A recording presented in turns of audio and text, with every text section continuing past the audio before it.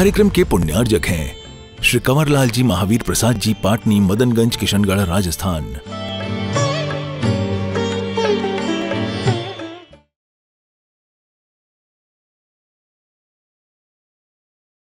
आप सभी की कमर झुक गई होगी, इसलिए एक अरिहंत मुद्रा लगा करके अपने आप को पावरफुल बनाएं। दोनों हाथ ऊपर खींचकर जोड़ते हुए मिला के रखें। आंखें बंद करें, कमर सीधी, गर्दन सीधी, कौनियाँ सीधी। नमो अरिहंताणं।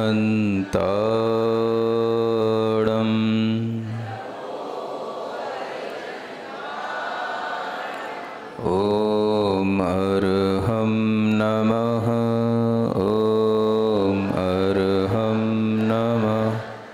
ओम अर्हं नमः। ओम अर्हं नमः। ओम अर्हं नमः। ओम अर्हं नमः। ओम अर्हं नमः। ओम अर्हं। ओम अर्हं नमः। रिलैक्स। प्रार्थना मुद्रा में बैठेंगे, आंखें बंद रखेंगे। भगवान पार्श्वनाथ का स्मरण अपने अंतर मन से अपने हृदय में करेंगे और भगवान से प्रार्थना करेंगे, मुझे अब किसी की जरूरत नहीं है।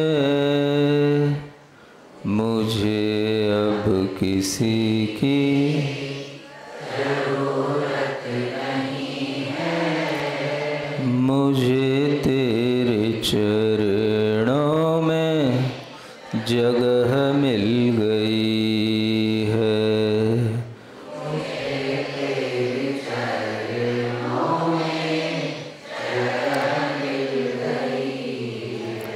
भटका था क्यों मैं जमाने में अब तक।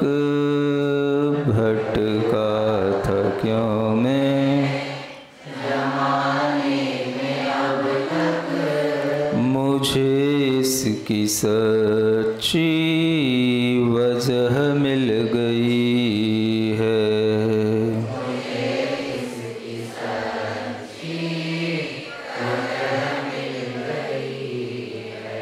तू है पास मेरे तो सारी खुशी है। तू है पास मेरे तो सारी खुशी है। जमाने में हम ही बड़े खुशनसीब हैं।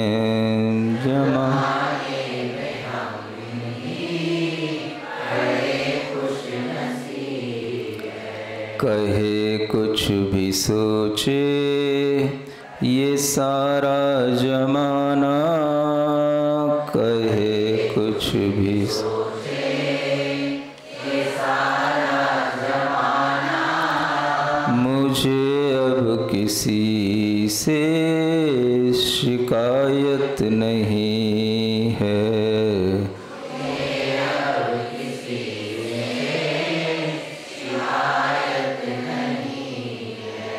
मुझे अब किसी की जरूरत नहीं है। मुझे तेरे चरणों में ओम अर्हं नमः। ओम अर्हं नमः। ओम अर्हं नमः। ओम अर्हं नमः। ओम अर्हं नमः। ओम अर्हं नमः। ओम अर्हं नमः। अपनी हथेलियाँ घिसकर आँखों पर रखें। सहज प्रेम भाव से अपनी आंखें खोलें। भगवान पार्श्वनाथ की मंगल कथा को सुनने का मानस बनाएं। मोह महातम दलन दिन तप लक्ष्मी भरतार, ते पारस परमेश मुझ हो सुमति दातार।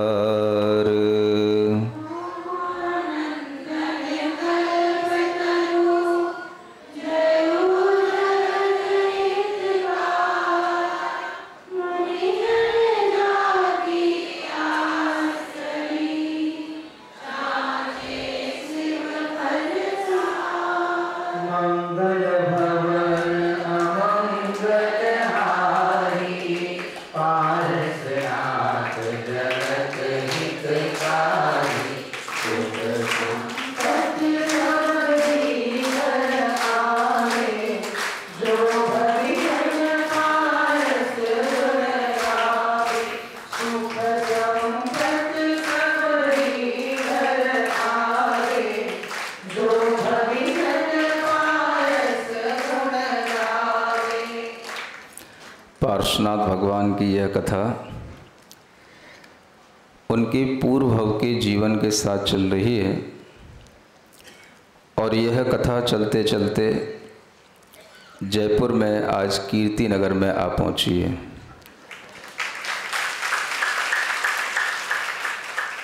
जहां भगवान पार्श्वनाथ का ही जिनालय है और पार्श्वनाथ भगवान की यह कथा जो लोग जगह जगह सुनते हुए अपने मन को आनंदित कर रहे थे, आज विशेष रूप से ये कीर्ति नगर के लोग इस कथा को सुनकर के मन को प्रफुल्लित करेंगे। भगवान अपने पूर्व जीवन में जो तपस्या करते हैं, उस तपस्या का अगर कुछ अंश भी हम श्रवण कर लेते हैं तो वह भी हमारे जीवन में कहीं ना कहीं एक बीज के रूप में काम करता है। और वही तपस्या का बीज अगर कभी हमारे मन मस्तिष्क में पहुंच जाता है तो हो सकता है कि हमारा मन भी इसी तरह के पथ पर आगे बढ़ने का हो और हम भी कभी भगवान की तरह जीवन में इन्हीं संस्कारों से ओतप्रोत होकर के इस तरह का कार्य कर पाएं। यह विचार रखते हुए जब हम भगवान की इस कथा को सुनते हैं तो हमारे अंतरंग में उन तीर्थंकरों के प्रति आदर का भाव, श्रद्धा का भाव और अधिक बढ़ जाता है। और इसीलिए कथा श्रवण का अपने आप में बहुत बड़ा महत्व होता है। जो बड़े बड़े आचार्य हुए, जिन्होंने अनेक तीर्थंकरों के ऊपर पुराण लिखे, चरित्र लिखे, वो कहते हैं कि तीर्थंकर की कथा को सुनने वाला जीव सभी प्रकार की लौकिक और अलौकिक सुखों की प्राप्ति कर लेता है। कौन सा जीव? सुनने वाला जीव। और सुनाने वाला जीव जो तीर्थंकरों की कथा को सुनते हैं, वो सभी लौकिक और अलौकिक सुखों की प्राप्ति कर लेते हैं। और जो तीर्थंकरों की कथा को रुचि पूर्वक कहता है, सुनाता है, वह जीव अवश्य मोक्ष को प्राप्त होता है, ऐसा आचार्यों ने कहा है। आप सोचें, कथा को सुनना और सुनाना भी अपने आप में बहुत महत्वपूर्ण है। तो हम जब ये कथा सुनाते हैं, सुना रहे थे, तो मन में विचार आता था कि केवल ये कथा जयपुर की एक मीरामार कॉलोनी में चल रही है, और जगह पर भी ये कथा हो, सब जगह के लोग इस कथा को सुने, क्योंकि जितने ज़्यादा लोग इस कथा को सुनेंगे तो उतने ही ज़्यादा लोगों के लिए उन्हें लौकिक अलौकिक सुखों की प्राप्ति होगी, और जितने ज़्यादा लोगों को सुखों की प्राप्ति होगी, हमें भी सुनाने से उतना ही जल्दी मोक्ष सुख की प्राप्ति होगी। तो ये तालियां आप हमारे लिए बजा रहे हो कि अपने लिए बजा रहे हो? मतलब आप ये चाहते हो कि आप मोक्ष में जल्दी चले जाओ। हमें लौकिक सुखों की प्राप्ति नहीं करना है, ऐसा कि दोनों काम चाहिए, दोनों काम चाहिए। मतलब ये हुआ कि तीर्थंकरों की कथा सुनने और सुनाने दोनों वालों को दोनों तरह का आनंद आता है और दोनों के लिए उत्तम फल की प्राप्ति होती है। क्योंकि आप लोग जब भी कभी कथाएं किसी की भी करते हैं, सुनते हैं, तो वह अन्य सामान्य व्यक्तियों की होती हैं। और अनेक व्यक्तियों के बीच में भी अगर महापुरुषों की गिनती में भी देखा जाए तो 63 सलाखा पुरुषों में भी सबसे प्रमुख पुरुष कौन होते हैं? तीर्थंकर भगवान होते हैं। अनेक ऐसे चक्रवर्ती, अर्ध चक्रवर्ती, बलभद्र आदि भी तीर्थंकरों से बराबरी नहीं कर पाते, भले ही वो 63 सलाखा पुरुष में आते हों। तो सबसे महत्वपूर्ण कथा किसकी होती है? तीर्थंकरों की कथा होती है। ऐसी ये तीर्थंकरों की कथा चल रही है, उनके पिछले जन्म के साथ में चल रही है कि वो पिछले जन्मों से क्या करते आए, और पिछले 7-8 जन्मों का जीवन इससे पहले बताया जा चुका है। जब वह भगवान पार्श्वनाथ बनने को होते हैं तो उस वर्तमान के पार्श्वनाथ भगवान की उस भव से लेकर उससे पहले वह एक देव बनेंगे, और उससे पहले वो एक मुनि महाराज के रूप में होते हैं जिन्हें आनंद मुनि महाराज के नाम से जाना जाता है। उन आनंद मुनि महाराज के माध्यम से तरह तरह की ऐसी तपस्याएं की जा रही हैं जो आगामी जीवन में उनके संसार को बिल्कुल सुखाने का काम कर रही हैं। माने उनका जीवन आगामी अब बहुत ज़्यादा नहीं है, संसार उनके सामने बहुत ज़्यादा नहीं है। तपस्याओं के माध्यम से वो अपने भीतर जो संसार है उसको वे शोषित करते जा रहे हैं, सुखाते जा रहे हैं। इस संसार को सुखाने के कारण से ही उनका बस आगामी जीवन कितना बचता है? केवल बस आनंद मुनि महाराज के बाद एक मनुष्य पर्याय उन्हें और मिलेगी और बीच में एक देव की पर्याय मिलेगी। बस 2 भव उनके सामने हैं। सुनते हो? सोचो अपने जीवन में क्या कभी ऐसा कोई क्षण किसी भी जन्म में आ सकेगा? आएगा? बोलो, अच्छे से बोलो, आएगा? कौन आएगा? आने वाला आएगा कि आपका वह पुरुषार्थ आपके सामने इस क्षणों को लाएगा। आपका अंदर का भाव, आपके अंदर का पुरुषार्थ कभी इस तरह का बन पाए और वह क्षण आ पाए जब आप ये कभी बैठ कर के सोच पाए, आपको इतना लग पाए कि बस अब हमारा संसार, इस संसार में जन्म मरण करना, बुढ़ापा धारण करना, अनेक तरह के रोगों के साथ जीना मरना, ये सब छूट जाए और कितना सा संसार बचा रह जाए? बस 1 जन्म, बहुत ज़्यादा से ज़्यादा 2 जन्म।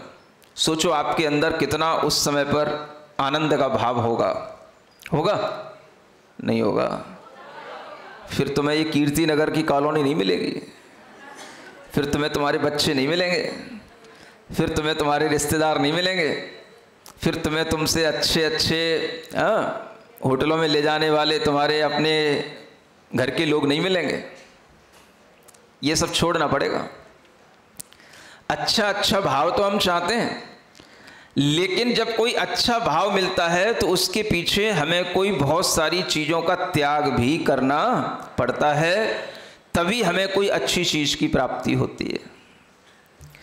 हर अच्छी चीज़ के पीछे हमें कुछ ना कुछ समय का त्याग, अपनी आदतों का त्याग, अपने अंतरंग में उठने वाले तरह तरह के जो हमारी व्यस्तताएं हैं उनका त्याग हमें करना पड़ता है, तब हमें किसी अच्छी चीज़ का लाभ मिल सकता है।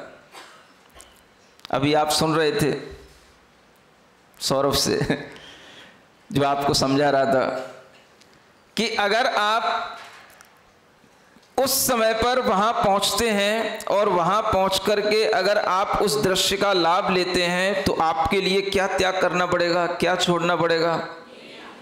तो बस एक ही चीज है, नींद छूट जाए। बस ये सबसे बड़ा आलस्य है।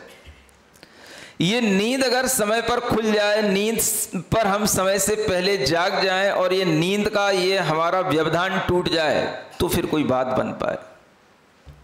अगर हम एक दिन के लिए उस नींद को तोड़ पाते हैं, ये त्याग कर पाते हैं, तो हमें कोई अच्छा दृश्य देखने को मिल सकता है। हर चीज को प्राप्त करने के लिए हमें कुछ ना कुछ छोड़ना तो पड़ता है।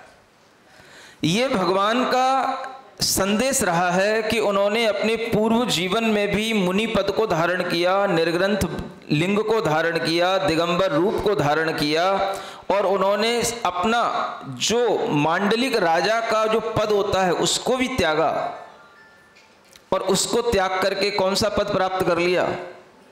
मुनिराज का पद प्राप्त कर लिया। सबसे बड़ा पद 3 लोक के अंदर कौन सा होता है? मुनि पद होता है। ऐसे उस मुनि पद को धारण किया उन्होंने और अपने सारे सुखों का त्याग कर दिया, और उन सुखों के त्याग की कहानी तो अलग छूट गई, लेकिन उस आत्मा को कर्मों से मुक्त करने के लिए, उस आत्मा के भीतर बसे हुए संसार को सुखाने के लिए वो तरह तरह के परीक्षाओं को सहन करते हुए अपना जीवन आगे बढ़ा रहे हैं। परीक्षा समझते हैं? ऐसे कष्ट जिन्हें हम बाहर से तो कठिन देखने में आए, लेकिन हम भीतर अपने अंतरंग को मजबूत बनाते हुए चलें तो उन्हें हम आसानी से सहन कर सकें, समभाव के साथ उन कष्टों में हम जी सकें। ऐसे कष्टों को सहन करने के लिए वह मुनि महाराज तत्पर हो जाते हैं, और वह 22 परीक्षाओं को सहन करते हुए अपनी जीवन की उस साधना को आगे बढ़ाते हैं। उन्हीं परीक्षाओं में आज आपके सामने आ रहा है 64 नंबर पेज पर एक परीक्षा पढ़ते हैं 126 नंबर के काव्य के माध्यम से। वात पित्त कफ शोणित चारों, ये जब घटे बढ़े तन माहे, रोग संजोग सोग जन उपजत, जगत जीव कायर हो जाहे।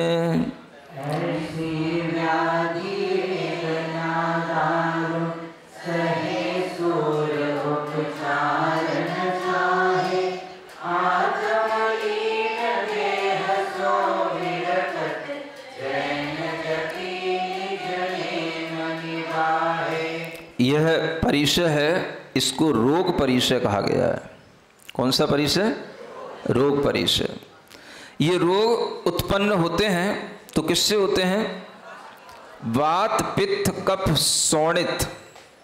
शोणित ये 4 चीजें हैं जिनके माध्यम से ये रोगों की उत्पत्ति तरह तरह की होती है।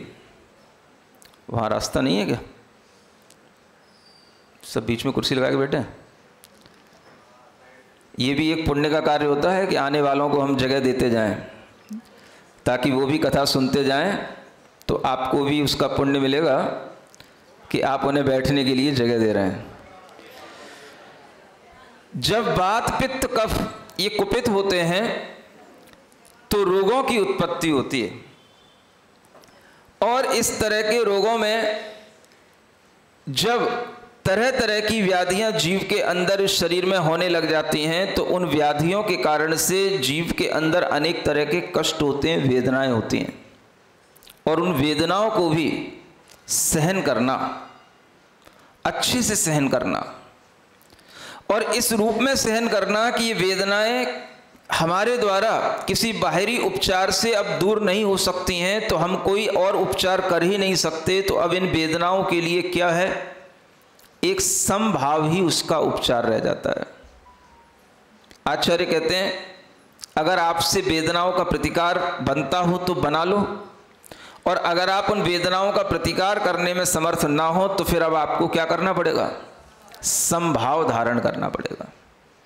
क्या आपको लगता है कि आज की इस साइंस के अनुसार या आज की इस मेडिकल साइंस में हर चीजें, हर तरह के रोगों का उपचार है?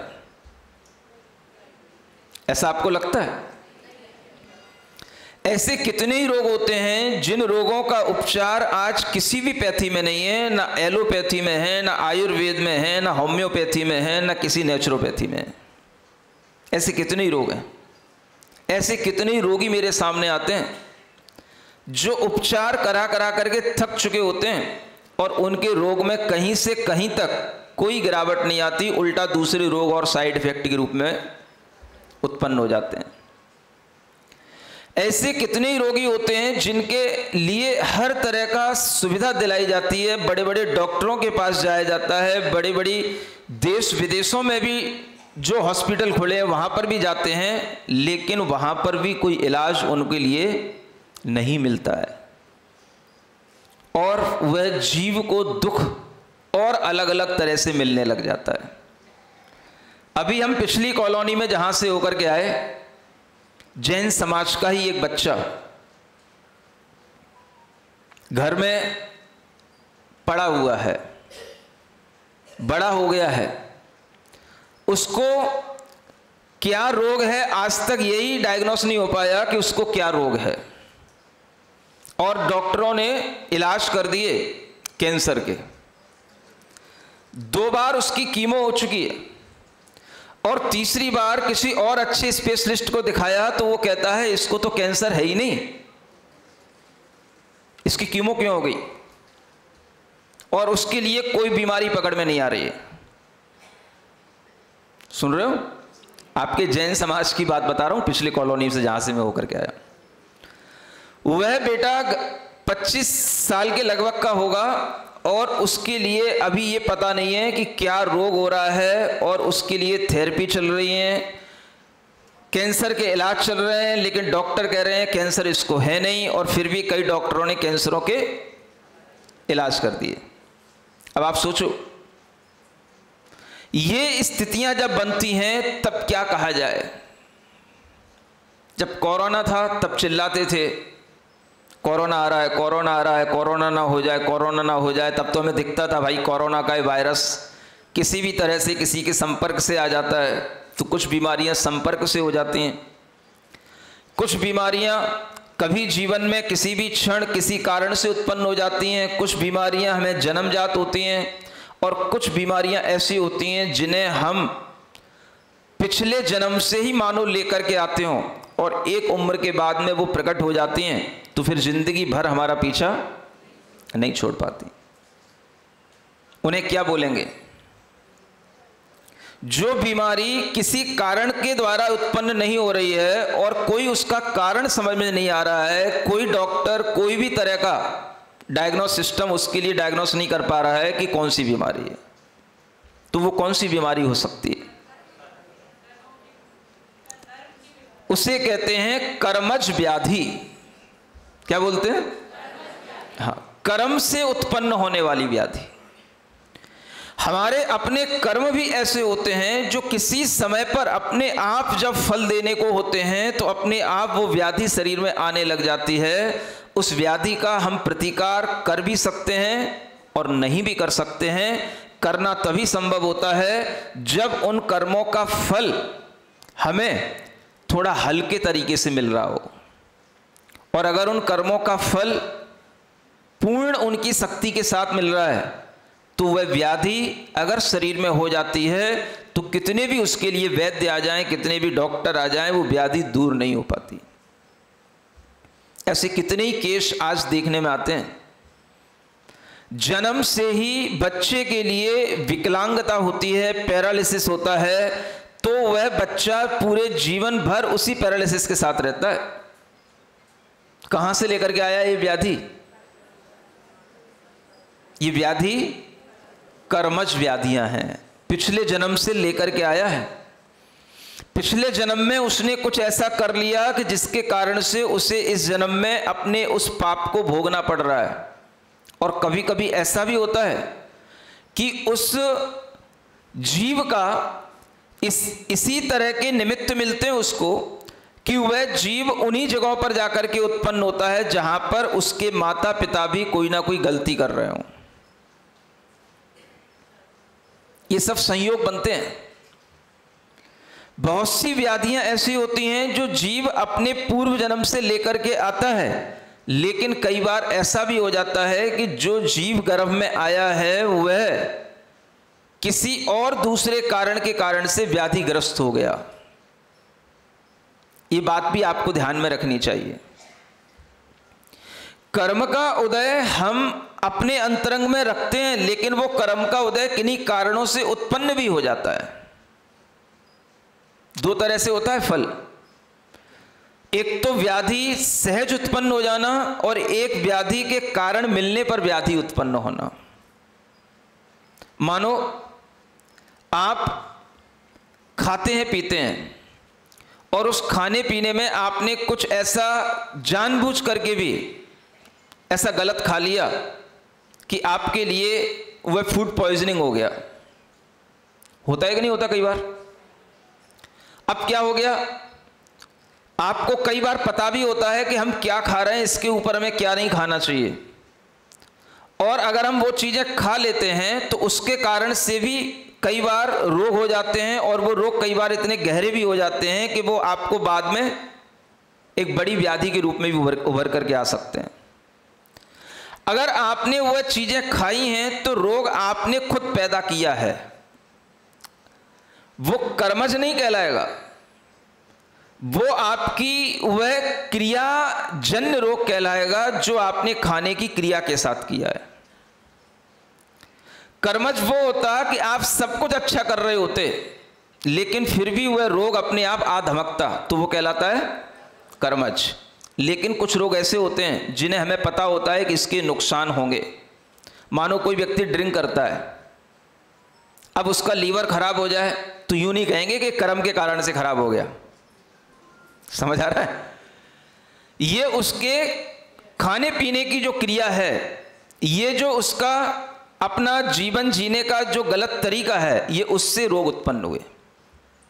अगर कोई बच्चा ज़्यादा जंक फूड खाता है, फास्ट फूड खाता है, अगर उसका डाइजेशन बिगड़ जाता है, उसकी आंतें खराब हो जाती हैं, उसके लिए ब्रेन में किसी भी तरीके की प्रॉब्लम हो जाती है, तो यूं नहीं कहा जाएगा कि ये जन्मजात रोग था, कर्मज रोग है, ये उसने पैदा किया है। कैसे पैदा किया? तो अपने खाने की क्रिया से पैदा किया। ये क्रियाजन्य रोग कहलाते हैं, जो खुद हमने गलत खान पान से पैदा किए।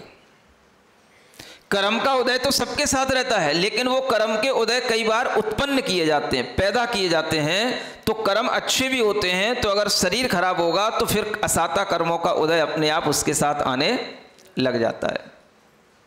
अब आप सोचो कि अगर आपके लिए इस तरह के कोई रोग उत्पन्न होते हैं तो उन रोगों के इलाज भी दोनों तरह के हो सकते हैं। जो आपने रोग उत्पन्न किए वो ठीक भी हो सकते हैं, और ऐसे भी उत्पन्न हो सकते हैं वो रोग कि वो जीवन पर्यंत तक आपके साथ रहे, फिर ठीक ना हो।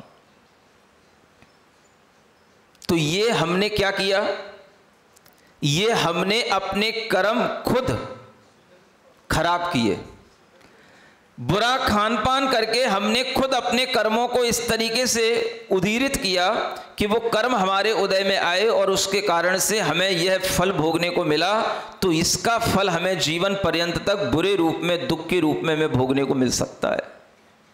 ये कर्म होते हैं, लेकिन कई बार हमारे किए हुए कर्म भी इतने खराब होते हैं कि वो भीतर के कर्मों की उदीरणा कर देते हैं। कर्म का मतलब जो हम मन वचन काय की क्रिया कर रहे हैं वो भी हमारे कर्म हैं, जिनके कारण से हमारे अंतरंग के कर्म इतने खराब हो सकते हैं, इतनी असाता की उदीरणा हो सकती है कि वह आपको जीवन पर्यंत तक दुखी बना सकते हैं।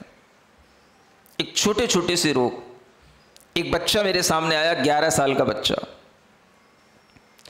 जिसे पूरे शरीर में खुजली हो रही है, पूरे शरीर में ऐसे उसके दाने दाने पड़ गए पूरे शरीर के अंदर, और उसके माता पिता ने उसका सारा इलाज करा लिया हर जगह पर, हर तरह का, और कहीं कोई फायदा नहीं है।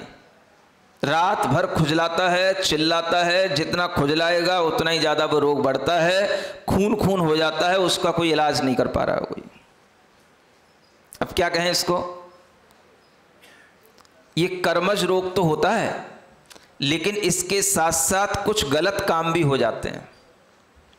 शास्त्रों में अनेक तरह की ऐसी चीज़ें बताई गई हैं, अगर हम उनका पालन नहीं करते हैं तो ऐसे बच्चे, रोगी बच्चे पैदा होते हैं, अपाहिज बच्चे पैदा होते हैं, विकलांग बच्चे पैदा होते हैं, जिसके कारण से हमें जीवन पर्यंत तक दुख भोगना पड़ता है। वह कर्मज नहीं है, वो क्रियाजन्य दुख होता है।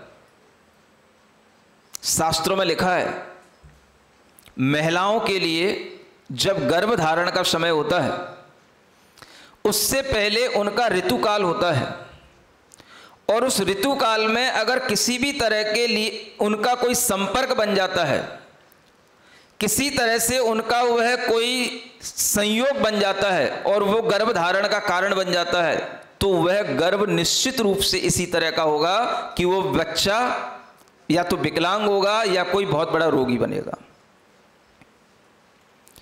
आपको लगता है कि जब इस तरह की कोई भी चीजें शास्त्रों में बताई जाती हैं तो उनका हमारे जीवन में शायद कोई महत्व नहीं है। आज आपकी इस मॉडर्न लाइफ स्टाइल के साथ में चीजें सामने आने लगी हैं।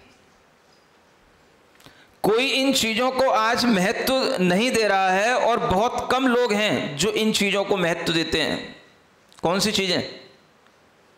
जो महिलाओं के लिए 3 दिन का 4 दिन का एक पीरियोडिक टाइम आता है, उस टाइम को कैसे निकालना, उसमें क्या बचाव करना, क्या उस टाइम पर नहीं करना, क्या उसकी सुरक्षा के साथ चलना, ये अगर हम ध्यान में नहीं रखते हैं और इन चीज़ों को यूं ही उड़ाते हैं कि ये तो आज के समय में कोई ज़्यादा काम की चीज़ें नहीं है, इन चीज़ों से कोई फ़र्क नहीं पड़ता है, आज के बच्चे यही चीज़ें सीख रहे हैं बाहर जा करके, तो वह बच्चियां इसी तरीके से जब करने लग जाती हैं, उनकी मानसिकता ऐसी बन जाती है, तो वह अनेक तरह के रोगों का कारण स्वयं भी बनती हैं और उनके द्वारा जो संतानें होंगी वो भी अनेक तरह की इसी तरह से रोगी बनेंगी। ये ऐसे रोग होंगे फिर इनका दुनिया में कोई इलाज नहीं मिलेगा। लेकिन इन चीज़ों को प्रोत्साहित करने वाले आपको बहुत सारे लोग मिलेंगे, बहुत सारे मोटिवेशन करने वाले लोग मिलेंगे। बेटा ये तो सब ऐसी चीज़ें हैं जैसे अपने शरीर में फुंसी होती है तो कोई फ़र्क नहीं पड़ता, ऐसे ही ये टाइम होता है, इस टाइम पर अपने को बहुत ज़्यादा दुखी नहीं होना चाहिए, उदास नहीं होना चाहिए, अपने को लाइफ बिल्कुल वैसे ही जीना चाहिए जैसे अपन जीते आ रहे होते हैं। ऐसा आजकल बच्चियों को सिखाया जाता है मॉडर्निटी के नाम पर। सुन रहे हो कि नहीं? तुम भी सिखाते हो कि नहीं? बोलो, नहीं सिखाते? सही बताओ, दोनों तरह की आवाज आ रही है। हाँ, दादी अम्मा ने भले ही ना सिखाया हो, लेकिन आज की बहुएं अपनी बेटियों को अब ये सिखाने लगी हैं, बेटी कोई बात नहीं, इस टाइम पर भी तुम खूब घूमने जा सकती हो, सब कुछ अपना काम कर सकती हो, सब कर सकती हो। बोलो, घरों में भोजन बनता है तो उस भोजन में भी किन लोगों को उस किचन में जाना चाहिए, किन लोगों को भोजन बनाना चाहिए, नहीं बनाना चाहिए, ये मर्यादाएं अब कुछ बच रही हैं कि नहीं बच रही हैं? अगर ये मर्यादाएं बचेंगी तो ही आपका धर्म बचेगा। आपका धर्म माने महिलाओं का धर्म बचेगा, और महिलाओं का धर्म बचेगा तो ही घर में धर्म बचेगा, और घर में धर्म बचेगा तभी मुनि महाराज का घर में आगमन होगा, अन्यथा घर में आगमन नहीं होगा। ये धर्म आपके लिए अब आजकल की इस आधुनिकता के दौर में छूटता जा रहा है। जो लोग आपके बेटियों को इस तरीके से स्कूलों में तरह तरह की कॉन्फ्रेंस कराई जाती हैं, उनमें बातें बच्चियों को सिखाई जाती हैं, लेकिन जब इसके दुष्परिणाम हमारी बच्चियां भोगेंगी तब उन्हें कोई सिखाने नहीं आएगा। बेटा ये रोग, ये रोगी बच्चा, तुम्हारे शरीर में ये रोग क्यों पैदा हुए, किस कारण से बच्चा विकलांग हुआ, ये बताने कोई नहीं आएगा। ना कोई डॉक्टर बताएगा कि किस कारण से बच्चा विकलांग हुआ। ये कौन बताएगा? ये धर्म का विज्ञान बताएगा, आधुनिक विज्ञान नहीं बताएगा। इस बात को अगर आप ध्यान में रखेंगे तभी आपकी आने वाली पीढ़ी स्वस्थ रहेगी, रोग मुक्त रहेगी। अन्यथा अगर आपने इन चीज़ों पर ध्यान नहीं दिया तो आगे आने वाली पीढ़ी जरूर रोगी होगी और आपके जीवन में भी उसको सुख नहीं मिलेगा और आपको भी सुख नहीं मिलेगा। क्योंकि ऐसे बहुत से घर देखने में आते हैं जहां पर कोई भी बेटा या बेटी किसी भी तरह से बीमार हो जाए, बेड पे गिर पड़े, अचानक से भी ऐसा हो जाता है, बच्ची 2-3 साल की तो ठीक रही और 3 साल बाद अचानक से गिरी, और गिरने पर उसका ब्रेन इस तरीके से डिस्टर्ब हुआ कि आज तक वो 30 साल की हो गई, उठी नहीं। ये भी कहानियां तुम्हारी कॉलोनियों की हैं, सुन रहे हो?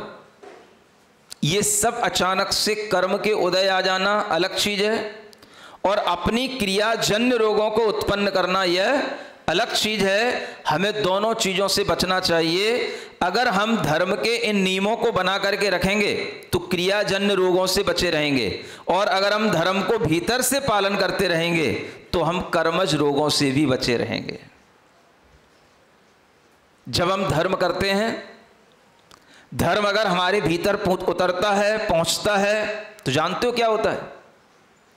वह हमारे पिछले कर्मों को भी ठीक करता है। अगर कोई कर्म से उत्पन्न होने वाले रोग, व्याधियां, दुख सामने आने वाले होते हैं और आपका पुण्य अति तीव्र हो जाता है, तो वह पुण्य उस पाप को भी दबा देता है और आपको वह फल नहीं मिलने पाता जो आपके लिए पाप कर्म फल देना चाहता था। वो पाप भी आपका ही था, लेकिन आपने पुण्य से उस पाप को दबा दिया। इसलिए यह पुण्य की आवश्यकता आज बहुत ज़्यादा है, धर्म की आवश्यकता आज बहुत ज़्यादा है, जो आपके पाप कर्म को भी चेंज कर सके और वह पुण्य कर्म में परिवर्तित करके आपको सुख दे सके। इसलिए जितने भी आयोजन धर्म के साथ होते हैं, मुनि महाराज के सानिध्य में होते हैं, वो सब कार्यक्रम ट्रांसफॉर्मिंग कार्यक्रम होते हैं। वो बच्चों से लेकर बड़ों तक के पाप को पुण्य में कन्वर्ट करने वाले कार्यक्रम होते हैं। ये पहले ध्यान रखना। आपके बच्चों का भी पाप कैसे पुण्य में कन्वर्टेड हो, बाकी तो सब कहने के लिए है, 2 दिन की वर्कशॉप है, ये है वो है, लेकिन उससे लाभ कौन सा है? सबसे बड़ा लाभ भीतर। अगर बच्चे के अंदर ये भाव आता है कि हम मुनि महाराज के सानिध्य में बैठे हैं, उनके संपर्क में आए हैं, और उस बच्चे के अंदर अगर उनके प्रति एक अनुराग का भी भाव पैदा हो जाता है, तो वो ट्रांसफॉर्मेशन अपने आप होने लग जाता है। किसका? पाप का पुण्य में कन्वर्जेशन होने लग जाता है। वह पाप जो उसके जीवन में दुख देने वाला होता है वो बदलने लग जाता है, आश्रव बदल जाता है, बंध बदल जाते हैं, भीतर संक्रमण होने लग जाता है। ये सब कर्मों की प्रक्रिया शास्त्रों में कही है, और ये सब कुछ होने लग जाता है। किससे? जब हमें इस तरह के सानिध्य मिलते हैं तो हमारे अंतरंग में चेंज आते हैं, और यही चेंज हमारे लिए मायने रखते हैं। सुन रहे हो? आप लोगों को सानिध्य तो खूब मिलता है, कहीं ऐसा तो नहीं इसलिए ज़्यादा सानिध्य मिलता है तो भीतर से अब चेंज आने की जो प्रोसेस होती है वो बंद हो जाती है। भाई अब ऊपर ऊपर से सानिध्य लेते हैं, ज़्यादा चेंज करेंगे तो बिल्कुल ही चेंज ना हो जाए कहीं हम, अभी चातुर्मास चल ही रहा था, मुनि महाराज थोड़ा भ्रमण पे गए ही थे। क्यों बुला लाए तुम लोग हमको? किस लिए? तो आप लोग यहाँ अचानक से एकदम से जो है एक नया प्रोग्राम क्यों बना लिए, और एक क्यों आपने हमारी दिशा इधर मोड़ दी? क्यों कीर्तन करवा लो? आपका भी सानिध्य चाहिए। मतलब आप ये चाहते हो कि हमारे जीवन में चेंज आए, और चेंज आने के कोई भी कारण हो, वो सारे कारण हमारे पास में होने चाहिए, ताकि किसी ना किसी कारण से हमारे अंदर चेंज आए। जब इस तरह की विचारधारा चलती है तो व्यक्ति अपने आप में खुद निमित्त जुटाता है, और फिर उसके सामने जब उसका पुण्य होता है तो निमित्त सोचने मात्र से ही सामने आ जाता है।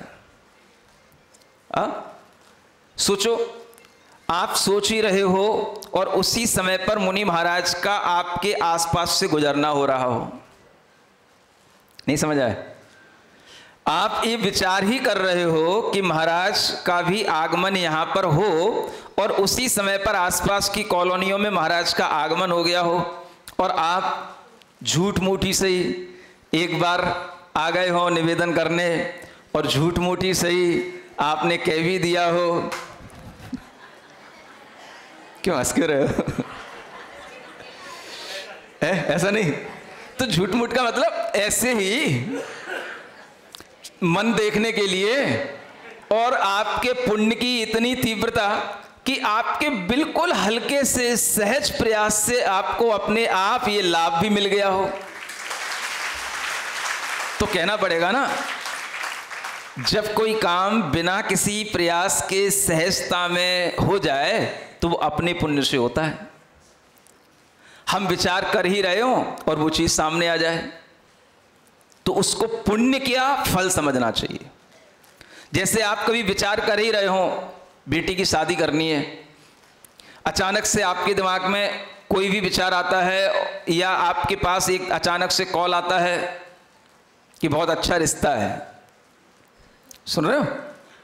आप अगर विचार कर रहे हो और उसी समय पर आपके पास में कॉल आ जाए तो आप आंख बंद करके उस रिश्ते को कर देना, क्योंकि ये आपके पुण्य का उदय आ गया। लेकिन ऐसा मतलब समझना कि हम हमेशा वो विचार ही करते रहें, कॉल आ जाए कॉल आ जाए कॉल आ जाए। वो विचार नहीं, अचानक से विचार आया हो।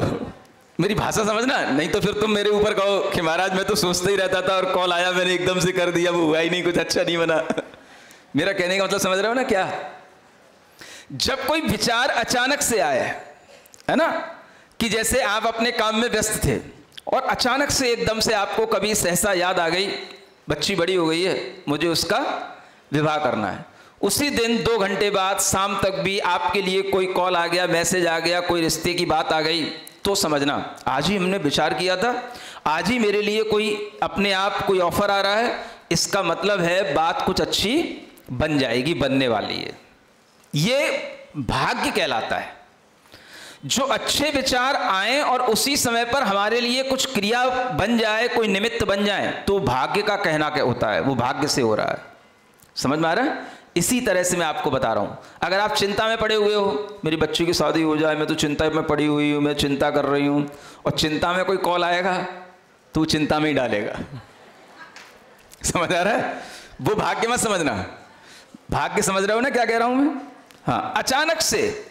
इसी तरह से आपके लिए कभी अचानक से विचार आए, हमारे घर में, हमारे मंदिर में, हमारी कॉलोनी में मुनि महाराज आ जाएं और अचानक से आपको यह मैसेज मिल जाए कि हाँ मुनि महाराज आ रहे हैं, तो समझना आपके भाग्य का उदय हो गया। क्योंकि यह एक सहज क्रिया है जो आपके अंतरंग से हो रही है। यह आपके अंतरंग के पुण्य का फल है। मैं आपको बता रहा हूं कि पुण्य के फल को कैसे पहचानना चाहिए। पुण्य के फल भी इसी तरह से पहचानना चाहिए आपको, और पाप के फल भी इसी तरह से पहचानना चाहिए। ये बहुत बारीक बात बता रहा हूं आपको कि अगर आपके मन में कोई पाप का भाव आया और पाप का भी कोई निमित्त मिल गया तो आप सोच ही ना पाए और आपने पाप कर दिया, तो समझना ये भी हमारे तीव्र पाप कर्म का उदय था कि मैं सोच भी नहीं पाया। वैसे तो मैं ऐसा कभी करता नहीं, लेकिन उसी दिन मेरे मन में विचार आया, उसी दिन मेरे सामने कोई कारण बन गया और मैंने वो पाप कर दिया। सुन रहे हो? ये पाप और पुण्य की थ्योरी अगर आप भीतर से अपने ज्ञान में रखोगे तो आपके लिए बहुत बड़ी समझदारी बनी रहेगी और आप हर चीज में इस चीज समझ पाओगे, क्या हमारे पुण्य से हो रहा है, क्या हमारे पाप से हो रहा है। जो पुण्य से हो रहा है उसमें भी क्या हमारे क्रियाएं पुण्य को बढ़ा रही हैं या वो क्रियाएं हमारे पुण्य को नष्ट कर रही हैं। ये सब चीजों की सावधानी रखने का नाम ही है धर्म के साथ जीवन जीना। तो आप लोग जो भी किसी भी तरीके की घर में गतिविधि करते हैं उनमें अपनी बच्चियों के अंदर ये विशेष रूप से संस्कार डालें कि बेटा इन 3 दिनों का महत्व अपने को जरूर समझना है और इन 3 दिनों में हमें इस तरीके की कोई गलती नहीं करना है कि जिसका फल हमें जीवन भर भुगतना पड़े। सुन रहे हो? ये कौन सिखाएगा? आप ही सिखा पाओगे, हम नहीं सिखा पाएंगे। ये मां का कार्य है, पिता का भी नहीं है। अगर मां संस्कारित होगी तो मां ही बेटी को सिखा पाएगी, पिता नहीं सिखा पाएगा, कोई गुरु नहीं सिखा पाएगा। और जिस बेटी के अंदर एक बार इस तरह का ज्ञान आ जाएगा तो वो जीवन पर्यंत अपने उस ज्ञान के साथ चलेगी। यही धर्म उसके जीवन में सुख का कारण बनता है। और जो बेटियां इन चीजों को कोई इंपॉर्टेंस नहीं देती हैं उन्हें आगे आने वाले जीवन में अनेक तरह के दुख इसी कारण से उठाने पड़ते हैं, चाहे वो डाइवोर्स का दुख हो और चाहे किसी डिजीज का दुख हो। ये सारे दुख इन कारणों से भी आते हैं, ये भी आप ध्यान में रखो। मेरी बात मान रहे हो कि नहीं आप लोग? मुंडी तो हिला रहे हो, समझ में आ रही है? हाँ, मॉडर्निटी में इतने मॉडर्न नहीं बन जाना कि हम अपनी मोरलिटी को भूल जाएं। समझ आ रहा है? ये हमारी मोरलिटी है, इसको बना के रखना है, और ये हमारे अंदर अगर बनी रहेगी तो हम कितने भी मॉडर्न हो जाएंगे, हम भीतर से हमेशा अपनी मोरलिटी के कारण से ही सुखी रहेंगे, और यही मोरलिटी हमारे जीवन की उन्नति का कारण बनती है। मॉडर्निटी जीवन की उन्नति का कारण नहीं बनती है। क्या बनती है? मोरलिटी। ये हमें अगर भीतर से बच्चों के लिए संस्कारित देने में आ जाएगा, ज्ञान संस्कारित करने में आ जाएगा, तो हमारे जीवन में सुख मिलेगा। इसलिए ये ध्यान रखो, जो रोग परिचय को सहन करने वाले मुनि महाराज होते हैं, उन्हें कोई रोग नहीं होते हैं। वो तो रोग अपने अंतरंग में तपस्या से अपने शरीर में व्याधि पैदा भी कर लेते हैं, तो भी वो अपने जीवन में अपने अंतरंग की समता को छोड़ते नहीं हैं। समझ में आ रहा है? शरीर छोड़ देंगे लेकिन अपने भीतर का शुभ परिणाम, शुद्ध परिणाम, समभाव वो कभी नहीं छोड़ेंगे। समझो क्या मुख्य है? हमारा परिणाम, हमारा भाव, ये मुख्य है। बाकी दुनिया की कोई चीजें मुख्य नहीं है। इसी को कहते हैं पॉजिटिविटी। आप अपने मन को केवल पकड़ के रखो, बस मन को अच्छा बना के रखो, बस बाकी सब कुछ भी होता रहे कोई बात नहीं, लेकिन हमें अपना मन खराब नहीं करना है। कुछ भी हमारे सामने होता रहे, आता रहे, जाता रहे, बिगड़ता रहे, मिटता रहे, लेकिन हमें अपना मन खराब नहीं करना है।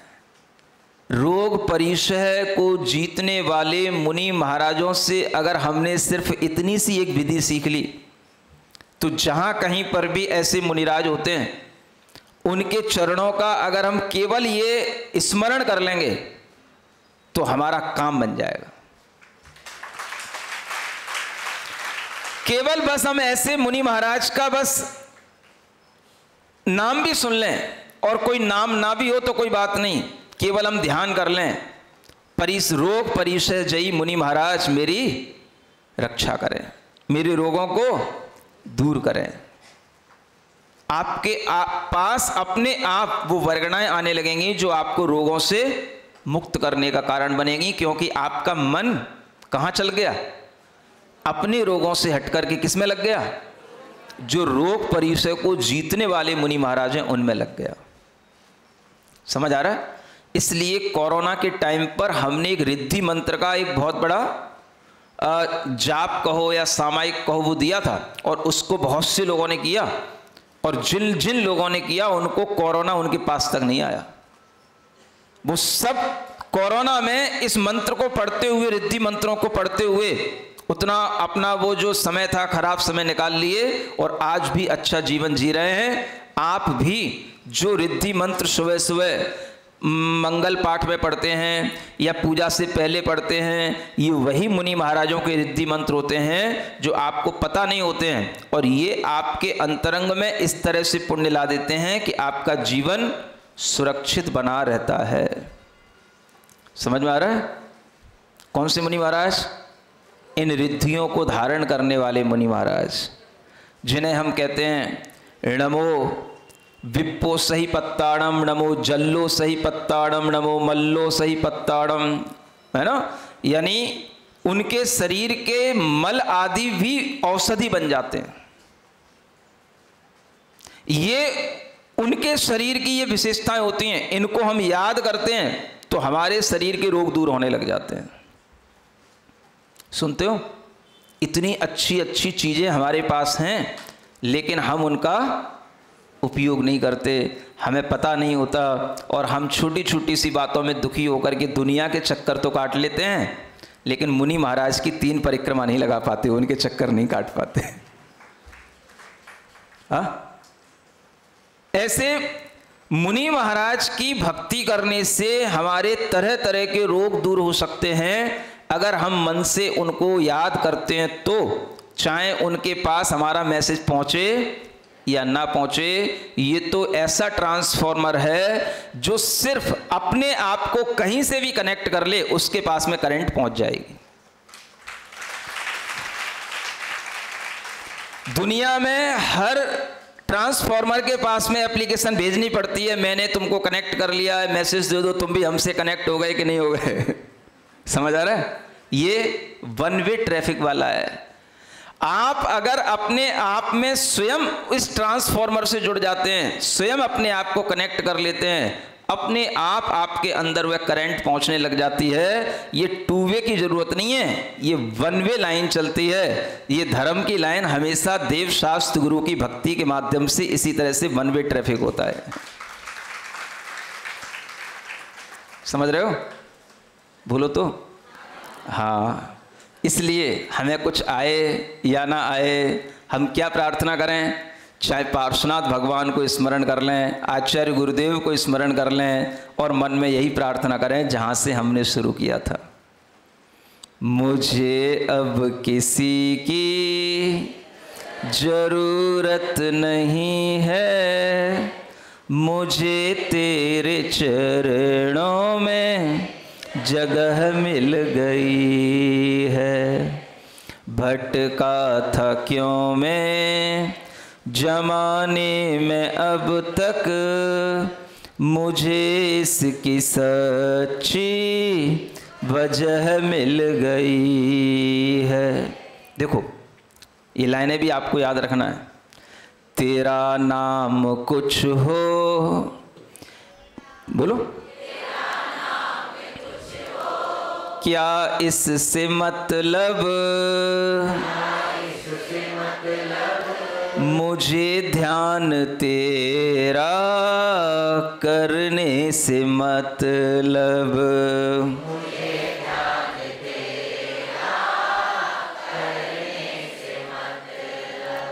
दुनिया से मुझको मतलब ही क्या है, मुझे तुझको पाने की तलब लग गई है।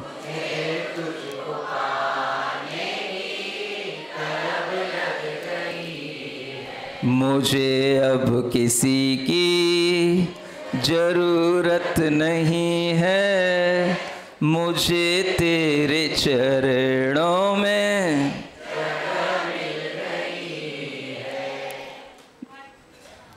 ठीक है क्या? ठीक है। वन वे ट्रैफिक सुन रहे हो ना, one way connection, one way line, इसी को बोलते हैं। हम कहें मुझे तेरे चरणों में जगह मिल गई है, उनसे पूछने की जरूरत नहीं है कि मुझे आपके चरणों में जगह मिल गई कि नहीं महाराज, ओके कर दो। सुन रहे हो? ये धर्म नहीं है। धर्म क्या है? बस अपनी भावना, मुझे तेरे चरणों में, ये मेरा बिलीव है, ये मेरी भावना है, ये धर्म होता है।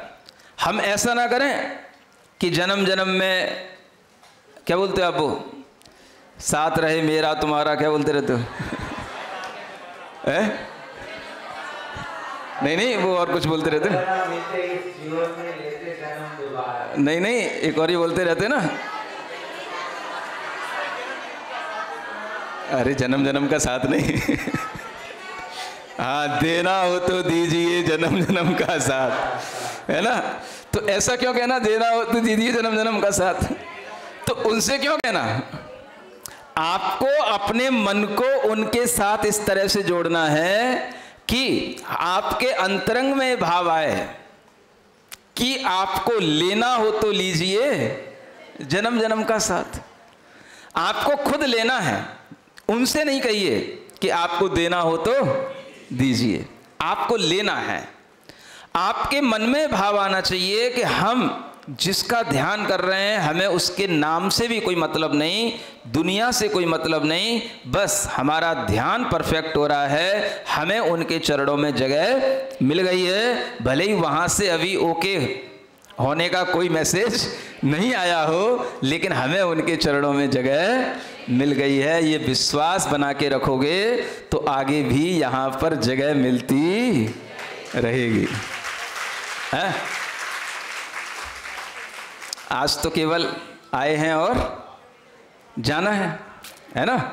हाँ, लेकिन अगर आप अच्छा मन बना करके रखोगे तो फिर जैसे पहले आए थे, एक बार तो आ चुके हम दर्शन करने, अब आपको क्या कहने आ गया, महाराज कीर्ति नगर में दूसरी बार आए हैं, है ना? अब क्या बोलोगे, महाराज तीसरी बार भी आना है, ठीक है ना? तो वो और अच्छा पुण्य कमाओगे तो आपको तीसरी बार के लिए भी लाभ मिल सकता है। बोलिए पार्श्वनाथ भगवान की। इस कार्यक्रम के पुण्यार्जक हैं श्री कंवरलाल जी महावीर प्रसाद जी, पाटनी, मदनगंज, किशनगढ़, राजस्थान।